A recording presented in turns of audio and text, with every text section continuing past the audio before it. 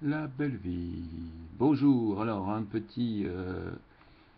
petite vue de profil cette fois-ci puisque je vais lire un petit texte à la Frédouille, mais c'est un texte pourtant malgré tout, ce n'est pas de Frédouille pour changer, mais de Louis. Il se reconnaîtra exactement. Il s'appelle Louis-André Aussin.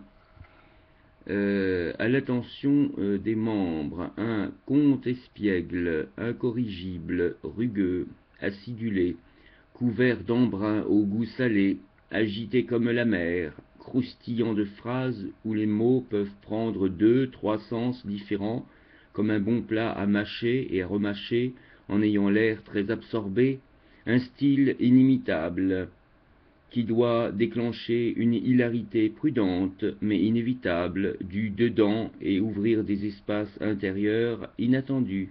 Un petit exemple pour lire ce conte: travers, c'est travers, c'est travers, c'est traversé.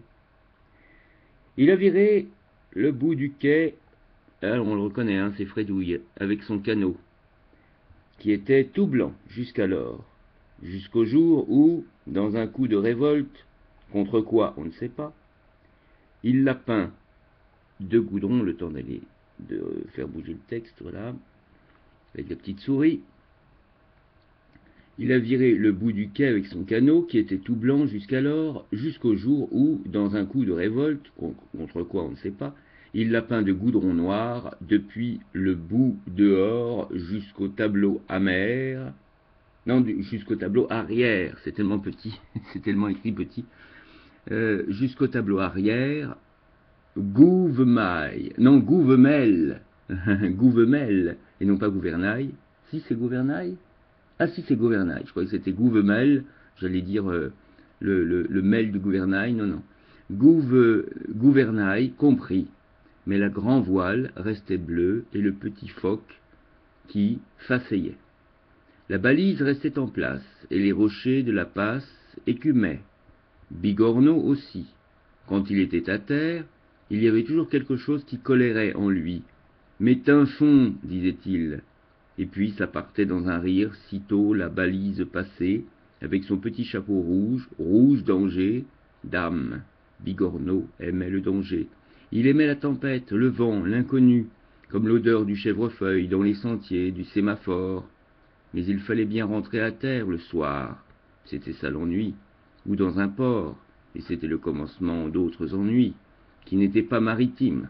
À peine le pied à terre, on l'entendait lâcher toute une bordée de jurons choisis en bon français, et même en breton.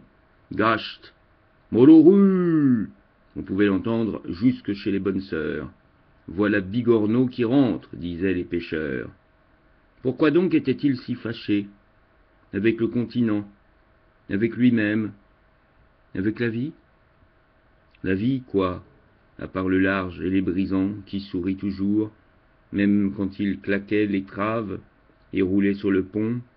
La tempête, c'était souriant, c'était à traverser, travers, c'était le mot de passe, favori de Bigorneau. À terre, on traversait quoi? Du rien qui bouge, des sourires alléchants, trop alléchants, qui finissaient dans je ne sais quel lit, d'où l'on sortait avec une soif de muscadet, comme si l'on était un énorme trou de soif. Jean Bémest, je ne sais pas si c'est Bémest ou Bernest, puisque c'est à nouveau, c'est le R et le N, je ne sais pas si c'est RN ou M, donc ça c'est ma petite vue défaillante. Tel était le nom de notre idiot. C'était alors un formidable frère. Avec lui, on se comprenait.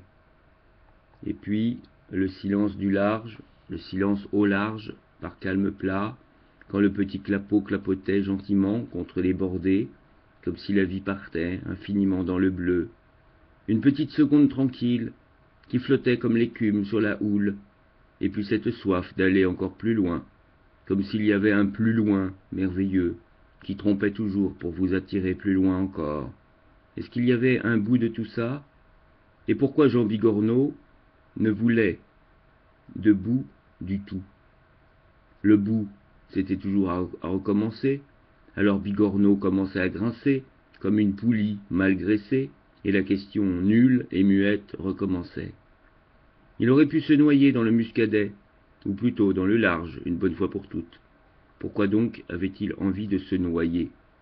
Sa mère, Lisette, Marie-Louise pour les extraits de naissance, Marie-Louise, la silencieuse, disait l'arrière-grand de la tribu, était solidement bretonne, disait l'arrière-grand de la tribu, était solidement bretonne et prête à tous les grains, même avec une demi-douzaine d'enfants que lui avait fait son père, très chrétien et pas du tout dévergondé.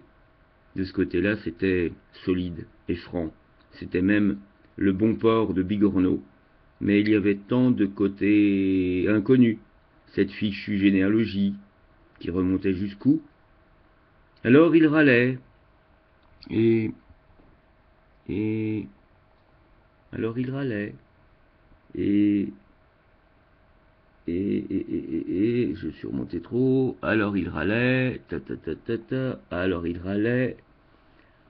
Alors il râlait et mettait le cap au large.